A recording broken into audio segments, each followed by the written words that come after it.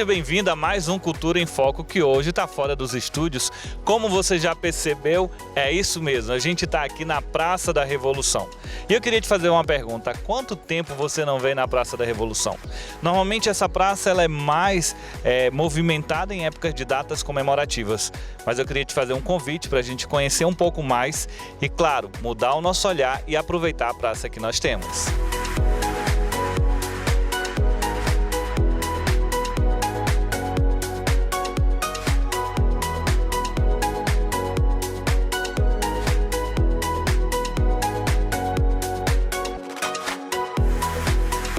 Cultura em Foco quer te convidar agora para a gente só atravessar a rua e ir na Biblioteca Acreana. É isso mesmo. Há quanto tempo você não vai lá? Quero te convidar para a gente fazer uma visita juntos.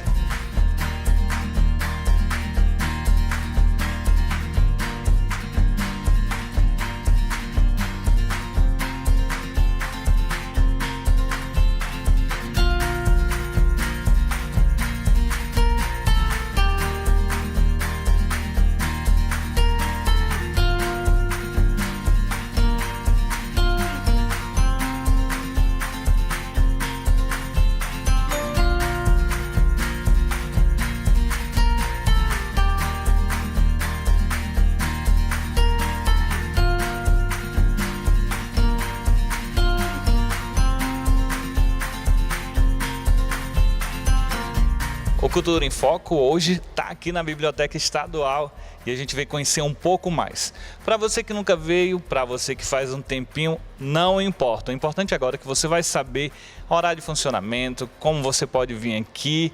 A Paula está aqui interessadíssima para nos contar tudo. Olá, é um prazer estar recebendo essa reportagem, né? A gente é da Biblioteca Pública Estadual.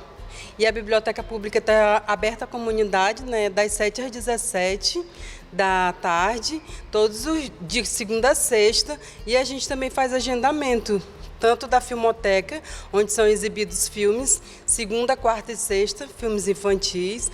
E temos o Espaço Criança também, tem o espaço de estudo, que é um espaço para pessoas, para alunos, estudantes, universitários, concurseiros, que também está aberto para todo o público.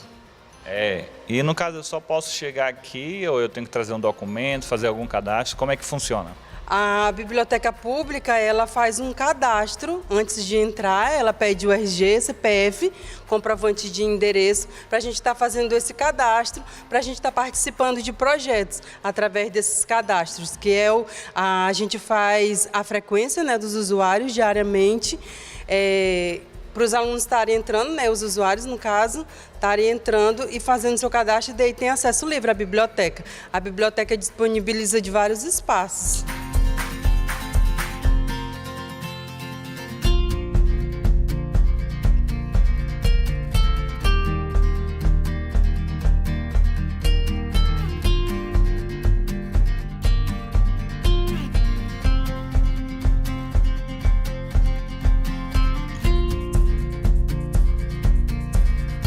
Essa é a sala de acessibilidade, né, onde a gente tem um funcionário, que o funcionário dessa sala de acessibilidade, ele é cego, é o Armando Borges, e ele fica nessa sala na parte da manhã para estar fazendo o atendimento de pessoas que têm necessidade de baixa visão ou até mesmo cego. Aí aqui a gente tem uns livros falados, né, que são em CDs, e tem alguns que são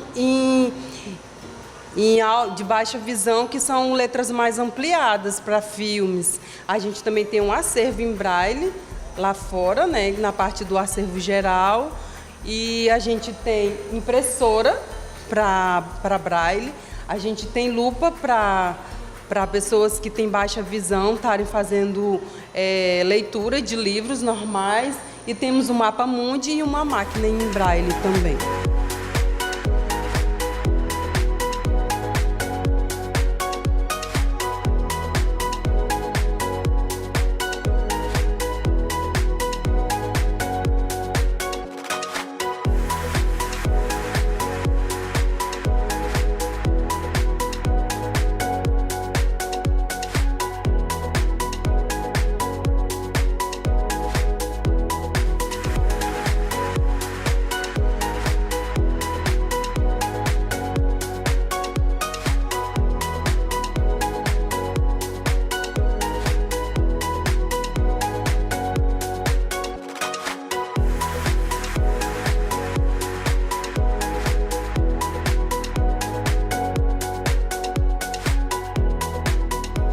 chamo Samora, sou guia aqui do Memorial dos Autonomistas, né? A gente, aqui nesse espaço, é um espaço multidisciplinar, multicultural e de muitas histórias. Temos o nosso Memorial dos Autonomistas, temos a Galeria dos Ex-Governadores e temos o nosso teatro também, o Teatro Hélio Melo, um dos expoentes da nossa cultura, da nossa arte.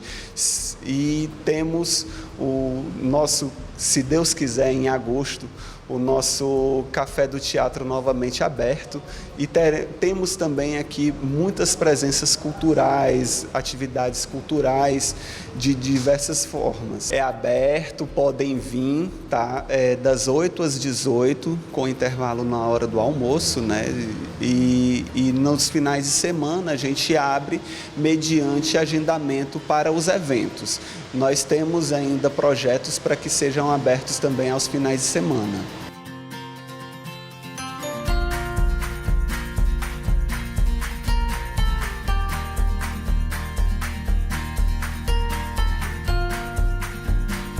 Nós encontramos aqui no Memorial dos Autonomistas a professora Maria e ela conta para nós o que ela achou do espaço.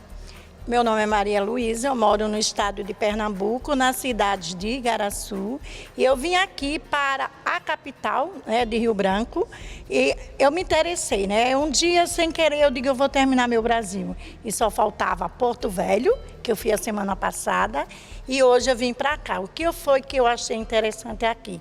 É que eles não cobram para entrar. A maioria dos estados e das capitais, onde a gente vai para museu, para igreja, é cobrado uma taxa. E aqui não é cobrado nada.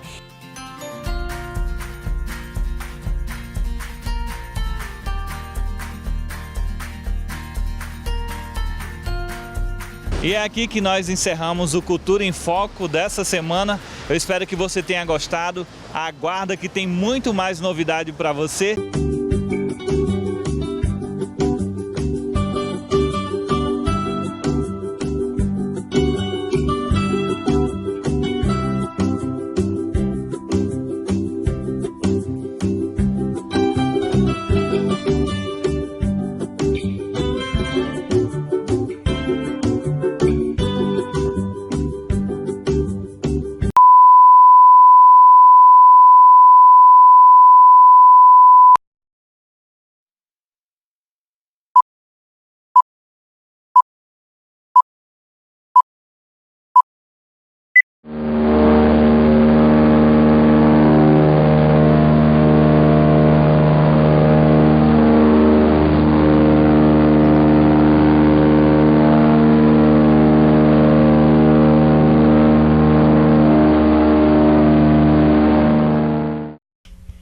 Foi no dia 28 de setembro de 1971 que Sena Madureira registrou o maior acidente aéreo de sua história.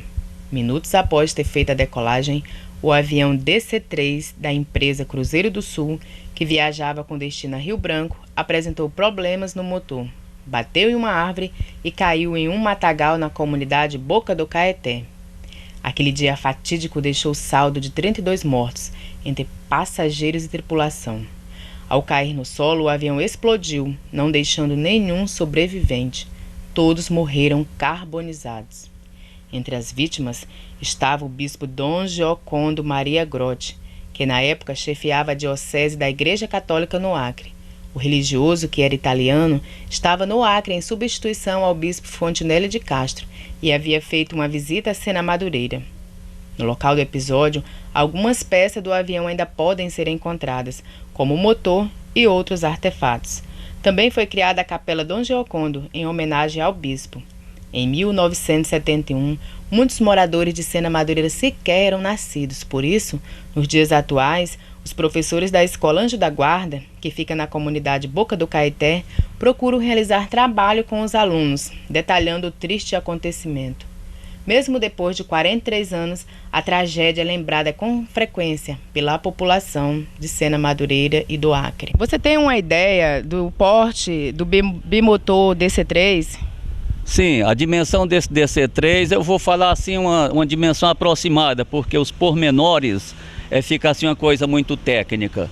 Ele tinha cerca de 19 metros de comprimento, 29 metros de envergadura, que é de uma ponta a outra da asa, e uma altura de 4,80 metros, quase 5 metros de altura. O peso do avião vazio era de 7.500 quilos e o peso bruto total era de 12 toneladas. E a capacidade, quantas pessoas cabia nesse avião? Ele transportava cerca de 30 passageiros e 2 tripulantes. Esses 2 tripulantes, todos 2 pilotavam a aeronave. E esse avião foi usado por quase todas as grandes empresas brasileiras, inclusive a Cruzeiro do Sul, que até em 1971 sofreu um desastre em Sena Madureira. E a causa mais provável é que o avião não tenha atingido a sua potência máxima na decolagem e tenha, logo após a decolagem, ele caiu a cerca de poucos quilômetros da cabeceira da pista. E se já caiu com o motor parado, evidentemente a potência desenvolvida não foi suficiente e o avião veio a cair, matando todos os ocupantes, inclusive os tripulantes. Nós saímos daqui dia 24 de setembro para Sena Madureira. E esse dia 25 era aniversário de Sena Madureira. Chegamos, aí saiu a comitiva de Rio Branco, o governador Dantinha, com a comitiva dele, aonde ia o Dom Jocundo. E a banda de música. Tudo no avião. Chegando lá, teve a solenidade de aniversário do município. E no dia 26, nós fomos para o aeroporto para pegar o avião para voltar. Quando chegamos no aeroporto, aí estava toda a comitiva reunida, mas faltava o bispo. Aí o governador mandou o motorista dele buscar o bispo lá na casa paroquial lá de Sena. Aí o Dom Jocundo veio, chegou no aeroporto, mas trouxe uma moça com ele. Aí disse: ó, governador, eu não posso ir com vocês porque eu tenho uma reunião com os padres e freiras aqui, e para mim ir eu tenho que voltar amanhã. Assim, eu já estou aqui, eu vou ficar para fazer essa reunião, essa conferência com eles, e no meu lugar vai essa moça, que eu não vou lembrar do nome. Ela disse o nome dela e eu não lembrei. E ela foi, me deu a passagem dela lá na Cruzeiro. Ela vai com vocês e eu vou no avião no lugar dela. E aí, o governador disse: mas nós viemos tudo junto, porque você não vai com nós, depois só vem. Não, ele disse: não, mas eu já estou aqui, eu vou ficar. Aí ficou. Aí nós entramos no avião, voando e viemos para baixo. Aí no dia 28, estava escutando o rádio, que naquele tempo tinha televisão mesmo, né? Escutando o rádio, quando deu a notícia que o avião tinha caído vindo de Cruzeiro do Sul. Chegou em Sena Madureira, pegou os passageiros, onde tinha a guarnição que tinha, da guarda que tinha ido para reforçar a guarnição de lá. Era Maurício, Zé Miguel. Tinha outro que eu não me lembro o nome. E esses estavam lá e vieram todos embarcados nesse avião. E quando se deu a tragédia, que morreu todo mundo. Foram lamentos e dores em toda a igreja do Acre Purus, pela tragédia que causou a morte do bispo defensor dos pobres. No dia 1º de outubro, aconteceu o sepultamento de Dom Giocondo, na Catedral de Nossa Senhora de Nazaré, em Rio Branco, Acre. Abraim Farrah, ativista cultural, sempre na luta que das pessoas desse estado, uma personalidade importante, que conheceu o bispo Dom Giocondo, sempre em suas lutas sociais. E eu gostaria que você falasse um pouco como é que era o bispo Dom Giocondo na época. Eu acho que o conhecimento com Dom Giocondo por meio de Hélio Cury, que era um companheiro de esquerda aqui no Acre, foi o meu batismo de fogo na luta da esquerda com o bispo, que a gente chamava de bispo vermelho, que estava adotando em 66, 65, a teologia da libertação, que era uma nova forma de fazer religiosidade, né? Rezar e também cuidar da sua sociedade, né? Não deixar para Deus, para Jesus, acabar com aquele negócio que tu é pobre porque Deus quer dizer, um próprio pecado contra Deus, porque Deus queria um filho pobre, só quem sabe que é pobreza não ia. E Dom Giocondo aí me convidou e nós começamos a organizar nesse Acre, em 66, as comunidades eclesiais de base que já existia, mas não com norte político. Como agora, esse bispo que veio, horrível, esse bispo. As comunidades eclesiais de base, elas rezavam, oravam para Cristo, mas também cuidavam dos seus bairros, das suas associações, dos seus direitos, né? Aí, Dom Giocondo, nas 1000 e poucas comunidades do Acre, começou a introduzir, pela teologia da libertação, a discussão política, não política partidária de PMDB, PDS, PT, não, mas a política de viver em sociedade, né? E por isso ele trouxe algo imaginável para uma religião que era ópio do povo, como diz o querido Marx, né?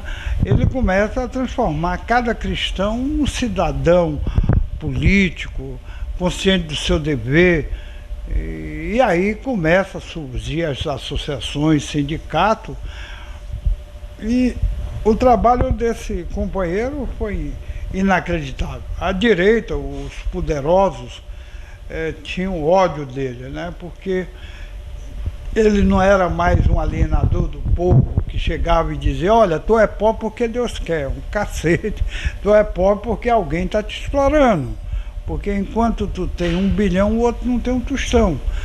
Eu estou falando isso na simplicidade que é a teologia.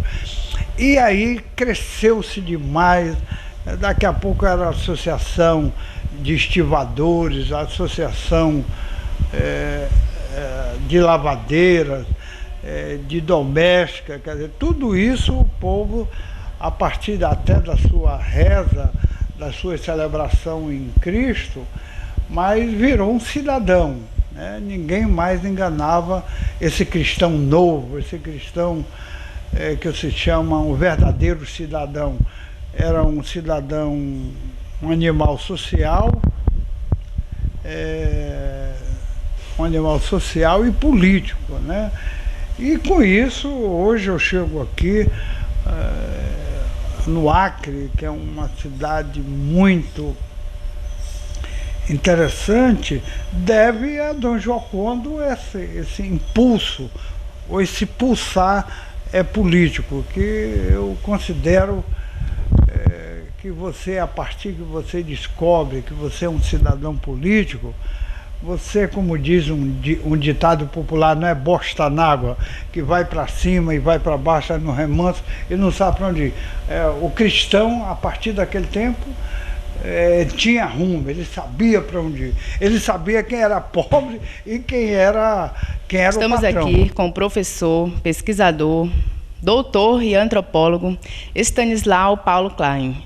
Professor, fale um pouco da importância desse escrito que o bispo Dom Giocondo deixou para a história acreana. Dom Giocondo foi o terceiro bispo da igreja chamada na época de Prelazia do Acre Purus. Eu, no termo bem adaptado, chamo a igreja do Acre Purus. E na sua atividade de líder e dirigente das comunidades, ele então tomou posse como bispo, estando no Concílio Vaticano II. Ele foi uma pessoa, um teólogo bastante entrosado nos assuntos gerais da igreja, e durante o Vaticano II ele colaborou como teólogo dessa ordem chamada, assim conhecida por Ordem dos Servos de Maria, que é uma instituição, uma ordem religiosa do norte da Itália. E então foi uma pessoa de destaque, alguém que se esforçava, que se empenhava em conhecer o mundo, a história, a igreja, enfim, a situação geral. E foi escolhido bispo nessa condição de ter sido membro do Vaticano II. Como estava vago o cargo de bispo da igreja local, ele então foi sagrado em 1962 como bispo daqui. E vindo para cá, foi alguém de uma simplicidade de vida, de uma simpatia pessoal. Ele era uma pessoa de bom humor, de estar alegre. Os escritos dele são interessantes. Ele não era de grandes delongas, frases curtas, mas, como se diz no bem prático, ele ia direto ao ponto, onde as coisas estavam incomodando. Qual era o problema? Então, em 1966, ele resolveu escrever um documento ao presidente da República, ao Castelo Branco, narrando a situação crítica, problemática que se encontrava o Estado, né, recém-saído da condição de território federal. Essa situação crítica ele resolveu então relatar ao presidente da República. Pelo que se vê no documento, eu acho que tinha pouco de dificuldade em de fato saber com quem estava lidando, quem era esse movimento, quem eram essas pessoas que levaram o Brasil ao golpe de 64, né? Essa situação brasileira do golpe militar. Mas parece assim que ele pensava que, ao relatar os problemas sociais graves aqui, analfabetismo, pobreza, ele colocou isso nesse documento, uma carta do bispo ao presidente da República. Eu acredito que essa carta foi barrada na primeira barreira burocrática palaciana. Não sei, acredito eu que os que arrodeiam o presidente da República não iam deixar a sua excelência a ler coisas tão desagradáveis, né? Provavelmente os burocratas ficaram com esse documento. Mas ele foi ousado, né? O bispo colocou analfabetismo, as graves doenças do Acre, malária, hanseníase, e ele tinha como falar, porque pouco antes o bispo havia assumido a administração da colônia Souza Araújo. Sim, ele era muito carismático, e muito querido por causa disso, que ele tinha o dom de conquistar as pessoas. Ele era um cara simples, sabe, carismático mesmo, né? O que é o carisma? É o carinho, aquele jeito que ele tinha, que os outros não têm. Você vê esses outros bispos que já passaram por Rio Branco, não são carismáticos. Você não vê eles em contato com o povo, sabe? Não vê eles em contato com a própria igreja, é uns caras tudo fechado lá no canto deles. Dom Giocondo não era desse jeito. Dom Giocondo abria as portas do Palácio do Bispo para todo mundo visitar, para todo mundo conhecer. Ele formou-se advogado junto com a primeira turma de advogado que a UFAC fez. Ele foi um dos advogados, e depois ele atuou defendendo os pobres, as pessoas mais humildes que não tinham dinheiro para pagar um advogado. Ele assumia isso aí, ia lá na justiça e lutava. Eu fui para a cena, inclusive algumas pessoas que faleceram foram no mesmo caminhão que eu fui, que era a Jacineide Brana e a Bárbara Leodora. Elas duas foram comigo no caminhão. Eram duas moças? Eram. E elas estudavam aqui no Colégio das Freiras, no Colégio São José. E lá elas vieram nesse avião, no mesmo avião, elas voltaram nesse avião, nesse voo. Só que o avião caiu, não teve como se manter no ar, caiu e matou todos os ocupantes. 28 de setembro Foi triste o que aconteceu lá em Sena Madureira, grande desastre se deu, que abalou todo Acre, a todo choveu. 28 passageiros e toda a tripulação, viajando pra Rio Branco, nos causaram comoção. Inclusive Dom Giocondo, o bispo da multidão. A perda de Dom Giocondo enlutou todo o estado. Era o amigo dos pobres, humildes e desprezados. Era um homem de fibra, por todos admirado. Para hoje, quais as importâncias social, política e cultural das influências de Dom Giocondo para hoje? Tudo que está acontecendo hoje, com os sindicatos, muitos sindicatos, saiu de dentro da igreja, né? Eu sou um deles. É claro que eu trocava experiências belíssimas com Dom Giocondo. E aí, a nossa sorte, eu tenho para mim, tenho dúvida se essa morte de Giocondo não foi provocada pela Operação Condor. Quem era a Operação Condor na década de 60, 70? Era apoiada pelos Estados Unidos. Essa Operação Condor, ela reuniu todas as ditaduras do Cone Sul, Argentina, Chile, Bolívia, Paraguai, Uruguai e Brasil, e formaram um acordo, né? Todos os seus opositores, seja da ditadura brasileira, do Chile, que viesse para o Brasil exilado, a gente prendia ele e mandava lá para o ditador de origem dele, né? E aí eles não aceitavam Dom Giocondo. Os militares, uma vez na inauguração do Rio Branco, quis batê-lo nele. Eu me lembro bem disso, né? Que ele foi dizer, quando inauguraram o jornal Rio Branco, do Diário dos Associados, ele chegou, eles convidaram. Me lembro bem que o Giocondo chegou para mim, para Mário, Mauricília, Marília, e disse: olha, eu recebi um convite do Diário dos Associados para a inauguração do Rio Branco. O Diário Associado era os jornais brasileiros ligados à ditadura. Aí ele perguntou: eu vou? Aí nós dissemos: vai sim, vai dar um discurso. Aí ele chegou lá, cheio de autoridade, e tinha um militar, um capitão médico, que eu não vou... aí ele deu um discurso simples. Ele era um democrata, ele entendia o que é a democracia. Ele disse: eu peço que esse jornal não seja só um difusor das coisas da ditadura, que não engane o povo botando receita de bolo. Eles faziam muito isso, né? Mas eu quero que seja um jornal democrático, que dê notícias amplas, né? Rapaz, o militar foi para cima desse bispo, né? Seu bispo vermelho, aí botou a mão, ele, né, bateu assim, disse: você me respeita. O Giocondo dizendo pro milico, né? Então era um cara muito corajoso. Então, por causa dessa exposição, eu desconfio que a Operação Condor podia estar por trás da morte do Dom Giocondo, fazendo um acidente naquele avião. O avião era muito seguro, pode cair, pode, eu não estou...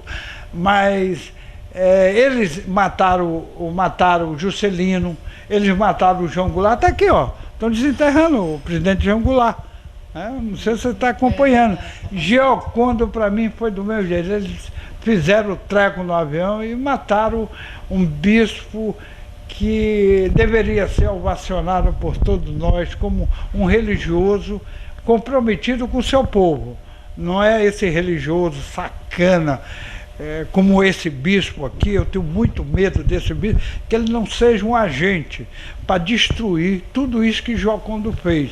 Quer dizer, voltar à igreja só para rezar, quer dizer, é horrível você vendo ali na igreja o cara faminto, morrendo de fome, né? Você não dá um pulo para organizar esse povo. Porque hoje nós sabemos que a pobreza existe, não porque, como eles sacanamente estão pecando contra Cristo, ou por Deus dizer que Deus quis que você fosse pobre. É porque um filho de uma égua desse nunca foi pobre, não passou fome, morou em barraco, sem luz, sem estrada. Então, quer dizer, é um verdadeiro anticristo. Esse senhor que foi bispo aqui, veio para o Brasil jovem, pós-Segunda Guerra, ele ainda foi atingido por todas as consequências da Segunda Guerra, veio para o Brasil com um grande desejo de que a sociedade fosse mais humana, melhor, superar o ódio, que quando vieram da Europa, lá a situação de ódio, de destruição, de cinzas, de guerra, ainda era muito forte. Então eles vieram cá para o Brasil. Dom Giocondo foi um desses. Entre outros tantos, por exemplo, um nome que sempre é associado a Dom Giocondo, um padre que ainda está vivo, é uma pessoa muito agitada, espirituosa, que é Heitor Turini. E um que ainda está em Sena Madureira, na ativa, que é o Paulino. São dessa geração que veio para o Brasil. O Dom Giocondo, então, uma pessoa que chegou aqui, sagrado bispo jovem, e era alguém que, no convívio com a sociedade, muito simpático. E alguém que ia junto e não era de apoiar os pobres só em palavras. Ele, ao necessitar construir uma casa para alguém que estava sem casa, ele ajudava a colocar barrotes, ele pegava o martelo e ajudava a pregar tábuas. E ia em pessoa junto com os pobres. E nisso ele tinha, ainda antes dessa modernidade desatenta, ele ia às comunidades com a charrete. O tanto que eu sei, isso pessoas daqui me contaram, eu não morei ainda naquela época, né? Já são um pouco passados os anos, mas não tanto, que ele visitava de vez em quando uma colônia de férias, uma espécie de chácara de recreação que os padres tinham no Calafate. E era o lugar em que as pessoas, ao longo da estrada, ficavam olhando o simpático bispo com sua charrete passar até o Calafate para esse descanso lá. E depois ele ficou conhecido também pelo jipe do Dom Giocondo. Então, dois objetos da igreja aqui que eu dizia, lamentavelmente, isso não foi preservado como uma marca de época. Infelizmente, nem a charrete, nem o bispo. Talvez até o cavalo pudesse ter sido empalhado, né?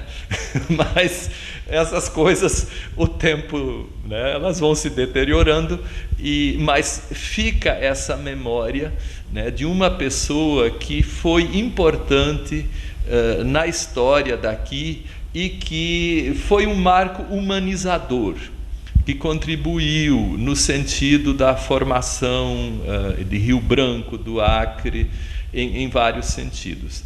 É também um pouco que eu coloquei no meu trabalho das contribuições da igreja para a ética social, né? O que a gente sabe é isso, e não foi à toa que no dia da sua morte as pessoas tanto choraram, né? Foi um clamor. Isso não foi fingimento, de fato, um lamento por um ser humano que tão jovem se foi e que fez e faz muita falta na sociedade. E é um pouco isso que a gente também aprendeu com esse acontecimento.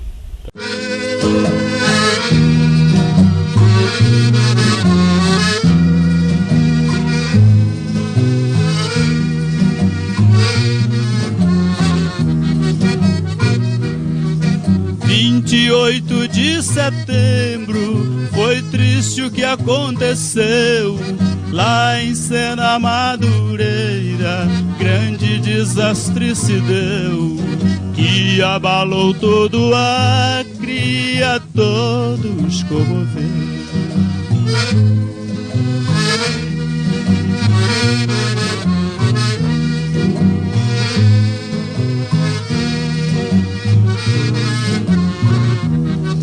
28 passageiros e toda a tripulação, viajando pra Rio Branco, nos causaram comoção. Inclusive Dom Giocondo, o bispo da multidão.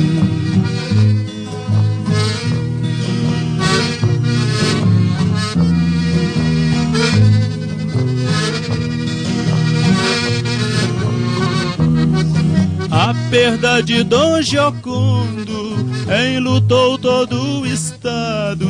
Era o amigo dos pobres, humildes e desprezados. Era um homem de fibra, por todos admirado.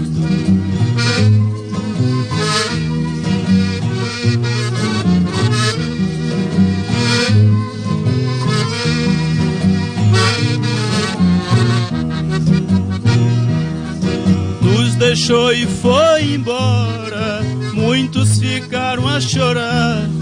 Só no juízo final iremos lhe encontrar, para matar a saudade que nos vive a maltratar.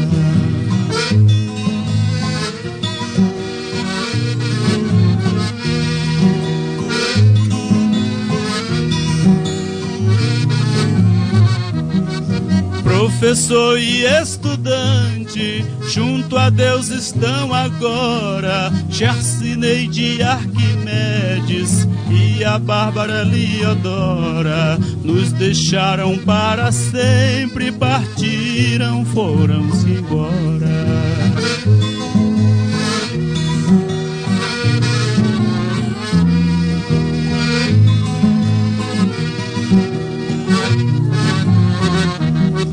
Todo o povo constrangido pelo acidente fatal que vitimou tantas vidas, nos causando tanto mal.